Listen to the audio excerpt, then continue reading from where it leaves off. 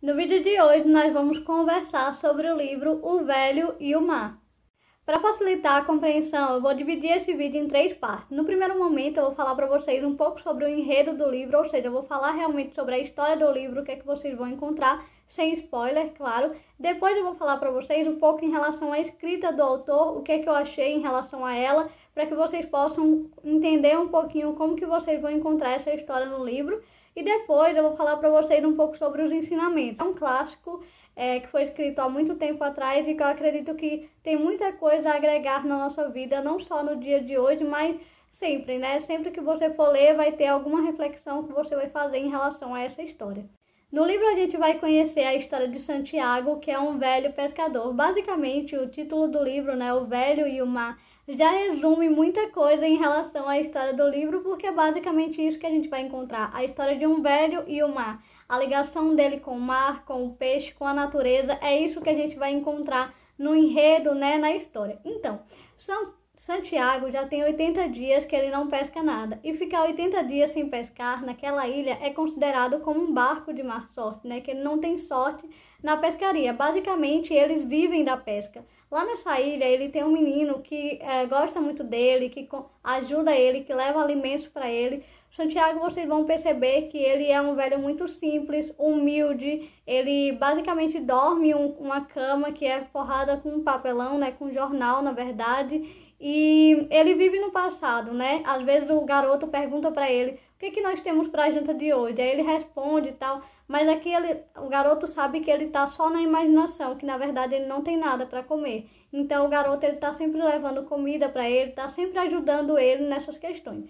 Então, como o Santiago já tinha 80 dias sem pescar nada, a família do garoto resolveu tirar ele dessa embarcação e colocar em outra embarcação que era considerada de sorte, porque estava pescando bastante. Então ele foi colocado nesse outro barco e Santiago, no 85º dia, foi para o mar pescar. Ele diz que o 85 dias, né, é considerado como o dia de sorte dele. Então ele foi para lá acreditando que ele ia pescar. E aqui é muito interessante que a gente vê que a grande ambição dele na vida, o que ele sempre quis, né, o que ele mais quer na vida é pescar um peixe grande. Então ele vai para o mar pescar e chegando lá ele consegue pescar esse peixe. Ele vai prender esse peixe no barco, só que ele é enorme, não cabe dentro do barco dele, que é uma embarcação pequena para esse peixe. E aí, quando ele vai amarrar lá, acontece que ele acaba cortando uma parte do peixe, né? E o sangue vai se espalhar e vai acabar atraindo tubarões, né? Quando aconteceu isso no livro eu já fiquei assim, meu Deus do céu, e agora?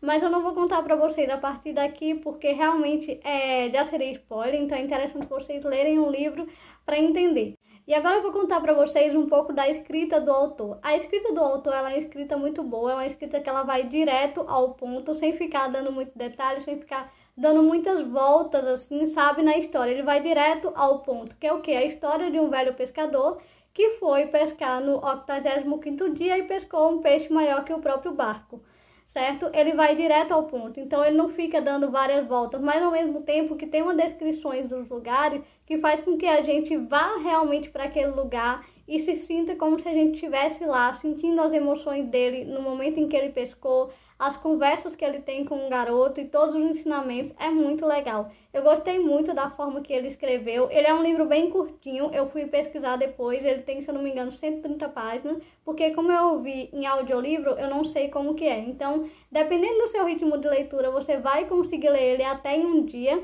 Eu ouvi esse audiolivro em um dia, inclusive, e é muito envolvente, porque você fica com aquele mistério, né? Principalmente quando ele vai para o mar pescar e ele consegue pescar esse peixe que é maior que o próprio barco dele, aí você já fica naquela ansiedade, né? Querendo saber o que vai acontecer e agora. E principalmente depois, né? Que acontece esse incidente de cair sangue no mar e aí você já imagina que algumas coisas vão acontecer e você fica naquela atenção para saber, né? O que vai acontecer, quais são os próximos passos, como que ele vai lidar em relação a isso.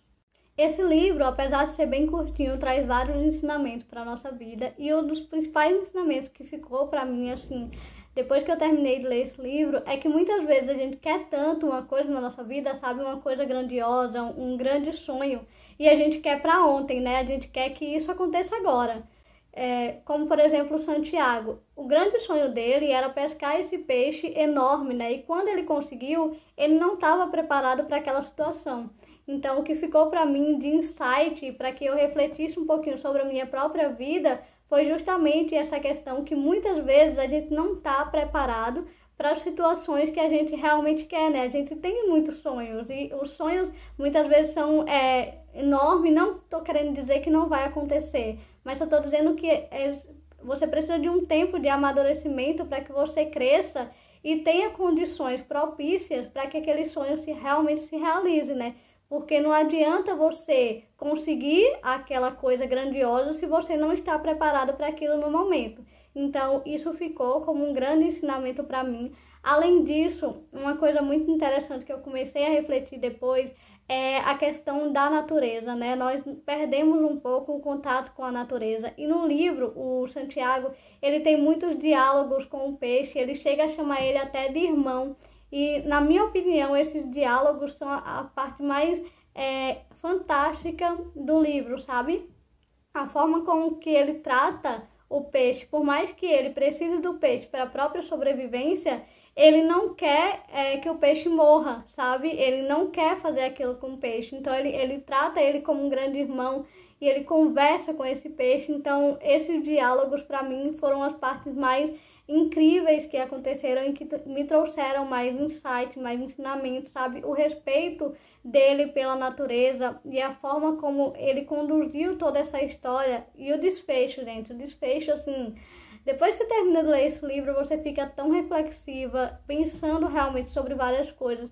E esses são apenas alguns insights que eu tive em relação a essa leitura. Eu pretendo, inclusive, ler esse livro de novo para tirar mais lições, mais insights, porque eu sinto que ele realmente traz vários ensinamentos e várias coisas para a nossa vida. E lembrando que isso foi o que eu interpretei, o que eu entendi. E se você for ler esse livro, pode ser que você tenha outras ideias, outras visões e outras formas de interpretar, e tá tudo bem. Inclusive, deixa aqui nos comentários quais foram as ideias, as reflexões e os ensinamentos que esse livro te trouxe, né? Que a gente possa compartilhar um pouquinho em relação a essa questão. Então é isso, espero que vocês tenham gostado desse vídeo, da resenha, né, e ter gostado de conhecer um pouquinho dessa história. É um livro, assim, fantástico, que eu espero que vocês tenham realmente a oportunidade de ler. Lembrando que eu vou deixar aqui no box de descrição o meu link da Amazon, e comprando por ele você me ajuda muito a continuar com esse projeto. Beijo e até o próximo vídeo.